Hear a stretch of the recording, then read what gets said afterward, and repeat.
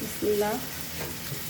আমি নদীর পোয়া মাছ রান্না করব, এই জন্য পেঁয়াজ দিয়ে দিলাম, 2 চামচ পরিমাণ সরিষা তেল দিলাম, পেঁয়াজটার সাথে একটা আলু দিয়ে দিলাম,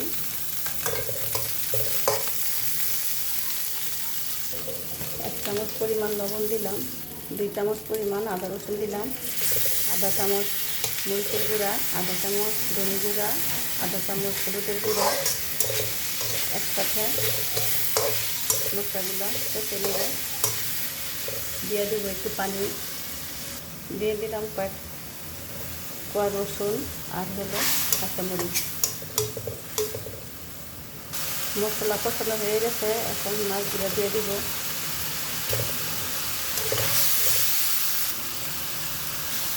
অল্প পানি দিয়ে মাছগুলোকে কষে নেব ভালো করে। একটা তেজপাতা দিয়ে দিলাম। মাছগুলো কষানো হয়ে গেছে, এখন পানি দিয়ে দিলাম, উস্তাগুলো দিয়ে দিলাম করে।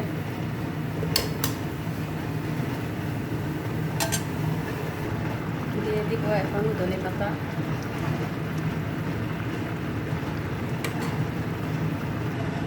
হয়ে গেছে উস্তে দিয়ে পোয়া মাছ রান্না।